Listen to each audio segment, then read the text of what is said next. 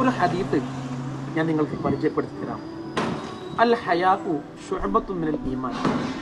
ലജ്ജ എന്നുള്ളത് അഥവാ നാണം, നമ്മൾ കുറവ് എന്ന് പറയും. നാണം എന്നുള്ളത് ഈമാനിൻ്റെ ഒരു ഭാഗമാണ്. നിങ്ങൾക്കറിയാം, പഴയ കാലത്തൊക്കെ പ്രത്യേകിച്ചും സ്ത്രീകൾക്ക് വലിയ ലജ്ജയായിരുന്നു.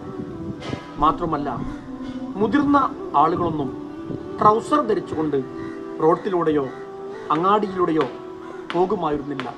അതൊരു വഷളത്തരം, അതൊരു കുറവ്, അതൊരു നാണം അല്ലേ? ചിന്തിച്ചു നോക്കൂ നിങ്ങൾ. ഒരു സ്ത്രീയാണെങ്കിൽ അവൾ തലമറക്കാതെ അങ്ങാടിലേക്ക് ഇറങ്ങൂല. ആരെങ്കിലും കാണുമോ? അവൾ പരസ്യമായി രംഗപ്രവേശനം ചെയ്യൂല. ഒരു മാനക്കേട്, ഒരു മോശത്തരം, ഒരു കുറവ്, നാണം.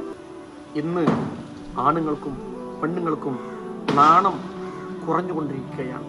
എന്നാൽ നാണം എന്നുള്ളത് ഈമാനുള്ളവൻ്റെ ഒരു പ്രധാനപ്പെട്ട അടയാളമാണ്.